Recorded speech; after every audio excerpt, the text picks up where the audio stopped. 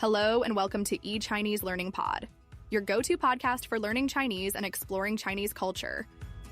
To protect speakers' privacy and enhance audio quality, some or all voices in this episode are created with AI assistance. It really feels like China is properly back on the map for international travelers now, doesn't it? Yeah, it definitely seems that way. There's been a significant shift, especially with these new tourism policies. Exactly. We're seeing things like new visa-free travel for quite a few countries, and also these tax refund offers on shopping. Sounds quite appealing. It really is. I mean, for a long time, planning a trip to China could feel a bit complex, lots of steps involved. Right, the visa process, for example. Exactly. So these new policies, they sort of smooth out some of those bumps, making it much more straightforward to actually get there and experience it all. And all is kind of the key phrase here, isn't it? The sheer diversity is incredible. Absolutely. You've got millennia of history right there. Yeah. It's still vibrant in places like Beijing, contrasted with hypermodern cities like Shanghai. And then the natural landscapes. Just breathtaking stuff. It really feels like a place that can still genuinely surprise you, even if you've traveled a lot. Definitely. So, yeah, lots to potentially explore. Okay, so let's dig into the specifics. This visa-free access, who's actually benefiting from this right now? Right. So China's been rolling this out gradually. It's a growing list of countries whose citizens can now enter visa-free for tourism or business. It's not universal, though, so checking the latest official info for your own nationality is really crucial. But the core idea, if you're eligible, you can visit for a set period, could be 15 days, maybe 30 days, without that pre-trip visa application. Wow, that's a huge difference in convenience, just being able to maybe spot a good flight deal and go without weeks of paperwork. Precisely. It removes a significant barrier. We've seen quite a few European countries added, some Southeast Asian nations too. Okay. But again, the list and the duration allowed can change. So anyone thinking about it needs to check the current rules from the Chinese authorities. But the overall trend is definitely towards making it easier to visit. Yeah, you can see how that simplifies things. Maybe doing a multi-stop trip or just a shorter visit becomes much more feasible. Exactly. Takes away a big planning headache. Okay, so that's entry. Now, the other thing you mentioned, the tax refund on shopping, that sounds like a nice little bonus. It is, yeah. It's basically a system allowing foreign tourists to claim back the value-added tax, the VAT, on certain goods bought within China. So it makes things a bit cheaper. Essentially, yes. Your shopping budget stretches a little further. Interesting. So say I buy some souvenirs, maybe some nice tea or silk, I could potentially get some of that tax back when I leave. How does that actually work on the ground? Typically, if you buy goods over a certain minimum value from a participating store, they'll give you a specific tax refund form or invoice. Okay. Then, when you're leaving China, usually at the airport, you go to a designated tax refund counter. You'll need to show the forms, your passport, and often the goods themselves. Right, so don't pack them deep in your checked luggage. Good point. Yeah, keep them accessible. There are rules, like minimum spending per store and specific procedures, so it's worth looking into the details before you go shopping.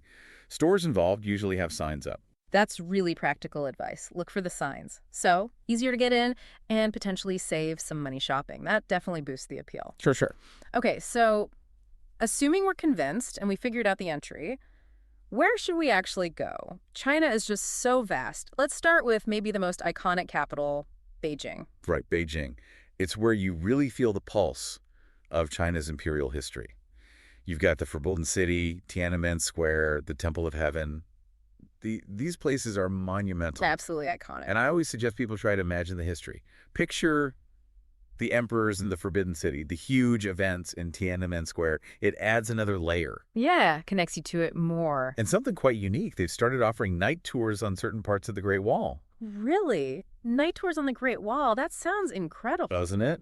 Seeing it lit up under the stars must be quite an experience. Very different from the daytime crowds. Wow. Okay, definitely adding that to the mental list. Now let's flip completely from ancient history to gleaming modernity, Shanghai.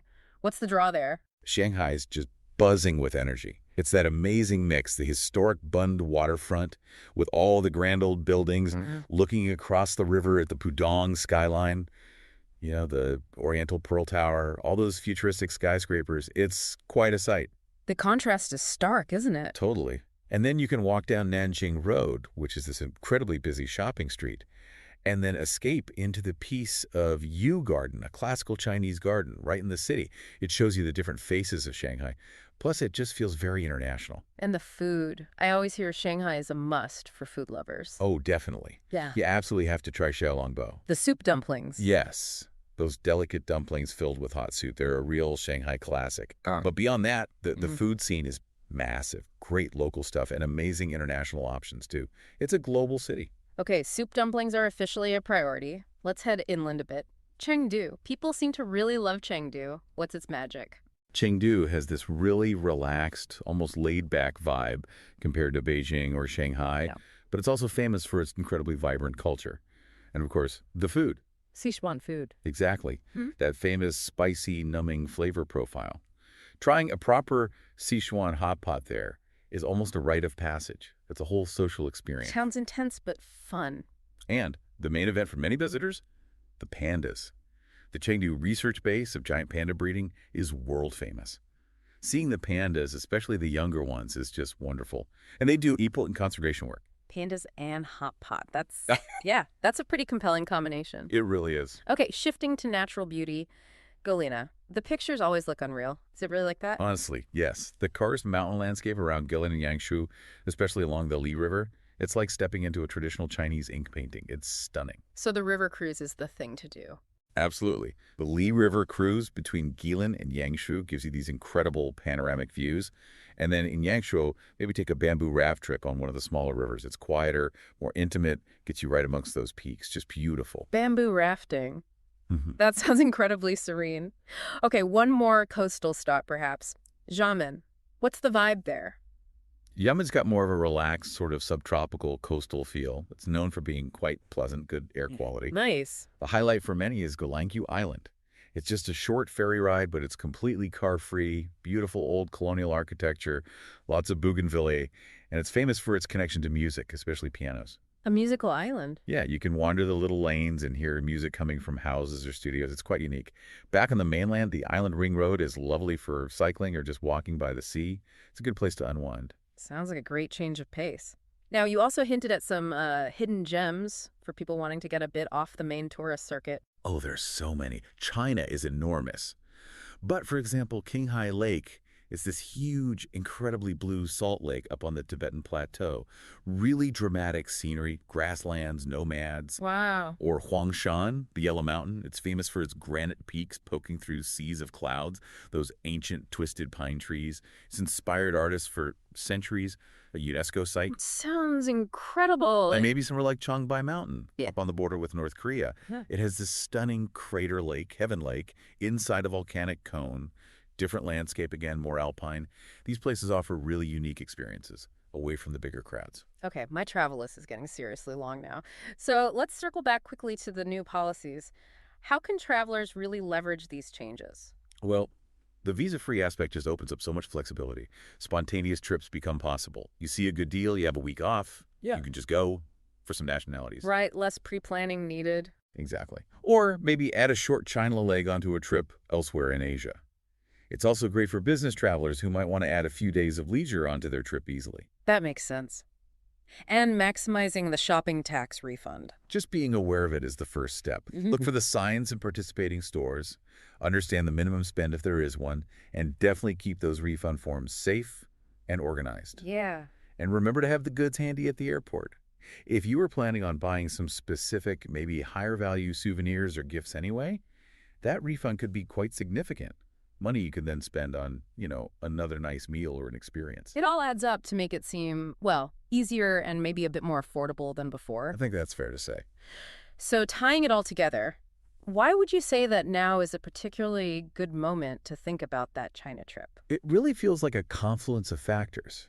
You've got this increased ease of access through the visa policies for many people, combined with the potential savings from the tax refund. It removes some traditional barriers. The logistical and financial hurdles are lower. Exactly. So if China's been on your maybe list, this combination makes it a really attractive time to turn that maybe into a definite plan. The opportunity to explore all that amazing culture, history, nature. It's just more accessible right now. It really does sound like a great window of opportunity. Listening to all this, thinking about navigating these incredible places, interacting with people, it does make me think that knowing even a little bit of basic Mandarin would make the experience so much richer. Oh, absolutely. You don't need to be fluent, of course. But even just knowing basic greetings, please, thank you, how to ask for directions or order food, it can make a huge difference. People appreciate the effort, right? Definitely. It shows respect for the local culture and can open up small interactions you might otherwise miss. It really enhances that feeling of connection. Yeah, I can see that. And actually, for anyone listening who's maybe now inspired and thinking, maybe I should learn a few phrases, we should probably mention iChineseLearning. They offer a free trial lesson, don't they? That's right. It's a great way to just dip your toe in, see what learning Mandarin is like, get some basics down perhaps. No big commitment, just a chance to try it out. Perfect. So a good resource if people want to prepare a little language-wise before they go. We'll pop a link to that free lesson from eChineseLearning in our show notes. It's a good idea. It's all part of making the trip as rewarding as possible. Well, this has been fantastic. A really exciting deep dive into why China is looking so compelling for travelers right now. We've covered the practical policy changes and just scratched the surface of the incredible places to see. It's a destination with just so much depth and variety. Something for pretty much any interest. Totally agree. So to everyone listening, we'd love to know, is China on your travel radar now? What places we talked about, or maybe others, are you most keen to visit? Let us know. And do check out those show notes for more info and the link for that free Mandarin lesson. Yeah, definitely share your thoughts. That's it for today's episode of eChineseLearning Pod. Thanks for tuning in.